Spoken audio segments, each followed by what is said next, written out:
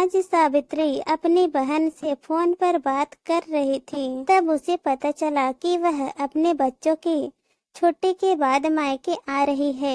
तब उसने भी पूछा, दीदी तुम भी आ रही हो क्या? आ जाओ, हम दोनों साथ रह लेंगे। तब सावित्री ने कहा, मुझे सासू माँ जी से बात करनी होगी। तभी उसकी सासू माँ मोहिनी जी की आवाज आई। बोली, बहू कब तक फोन पर लगी रहेगी? आज चाय मिलेगी कि नहीं मिलेगी? शाम का समय था। फिर जब वह चाय बनाकर लाई तब सासू माँ बोली, अरे बहू तेरा चेहरा पढ़ सकती हूँ मैं, कोई बात करनी है क्या?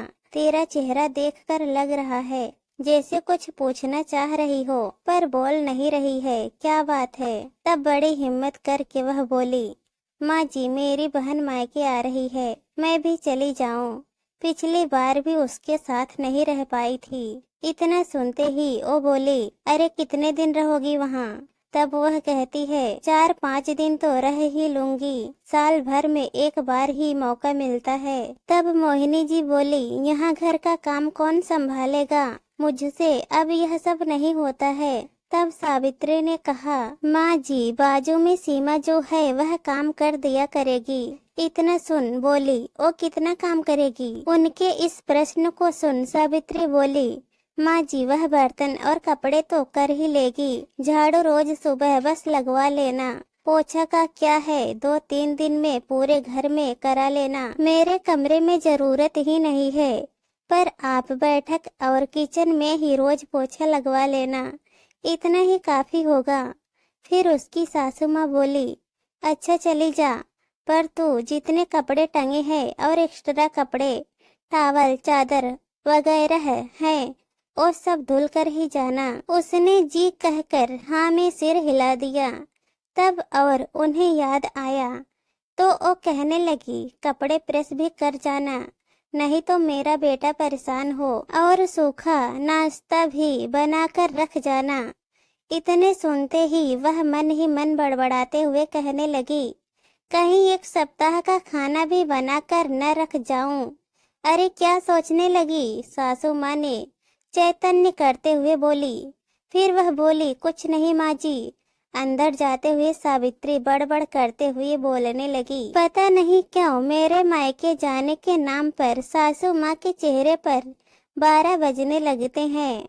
मुझे तो लग रहा है कि कब पहुँच जाऊं, सबसे खूब बातें करूं, कितना मजा आएगा। फिर वह जल्दी जल्दी सब काम करने लगती है। अगले दिन तैयारी करके मायके चली जाती है। फिर वह बीच बीच में सासू माँ से फोन करके खाना पीना और दवा के बारे में पूछ लेती है। जब भी उसकी माँ सावित्री की सास से फोन पर बात करके पूछती, समधन जी कैसी हैं आप? तब वो कहती, अरे बहन जी कैसी हूँ पूछ रही हैं आप? बस अभी अभी काम से फुर्सत हुई हूँ। अब कब भेज रही हो सावित्री को? मेरे से कोई काम ही नहीं होता। 2 दिन रहे या 4 दिन क्या होता है, मिल तो लिया। ऐसा कीजिए जल्द से जल्द भेज दीजिए। तो सावित्री अपनी माँ से सासू माँ जी को कहती, मैं परसों पहुँच जाऊंगी। अब मायके में वह अपनी माँ से कहती, माँ मेरी सासू माँ ऐसी क्यों है? 2-4 दिन काम क्या करना पड़ रहा है तो उन्हें बड़ी परेशानी हो रही है। एक आप हैं जो उसी उम्र में होकर भी इतना काम करती हैं। 10 दिन बाद सावित्री जैसे ही घर में पहुंचती है तो माँ जी कहती हैं, आ गई आराम करके? एक मैं हूँ जो घर में इतनी परेशान हुई हूँ, मेरी कमर तो काम के मारे अकड़ गई है।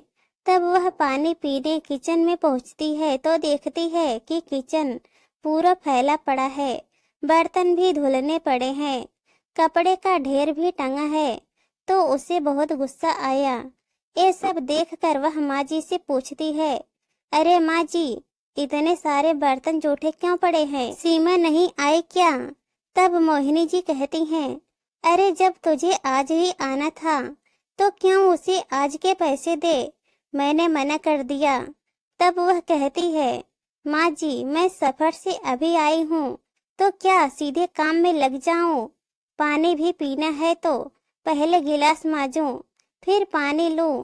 ऐसा भी क्या पैसा बचाना माँ जी। वह कांच के गिलास को धुलकर पानी लेकर पी लेती है। अब चाय पीना हो तो मोहिनी जी से इतना भी नहीं हुआ कि बहू को एक कप चाय बनाकर दे दे। वह मन में बड़बड़ाकर चाय का डंका सिंक से निकालकर साफ करती है और चाय बनाकर माँ जी को देते हुए कहती, माँ जी एक दिन और सीमा से काम करा लेती तो क्या हो जाता। वैसे भी मुझे तो सारे काम करने ही है।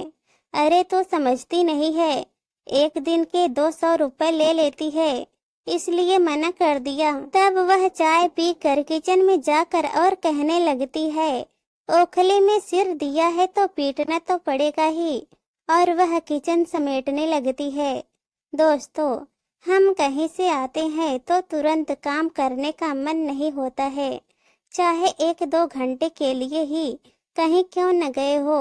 खासकर सफर से लौटे तो लगता है कि कोई चाय पानी तो दे दे, पर सासू माँ जैसी क्यों नहीं होती है। ऐसी हर घर की कहानी होती है। एक तरफ मायके जब पहुँचो तो माँ कितना कुछ सोचती है कि बेटी को एक खिलाऊंगी ओ बनाऊंगी, पर सास माँ भले ही न बने पर परेशान तो न करे। आखिर सासू माँ जैसी क्यों नहीं होती। इस कहानी पर आप लोगों की क्या राय है कमेंट में जरूर बताना, और अगर कहानी पसंद आए तो चैनल को सब्सक्राइब कर देना।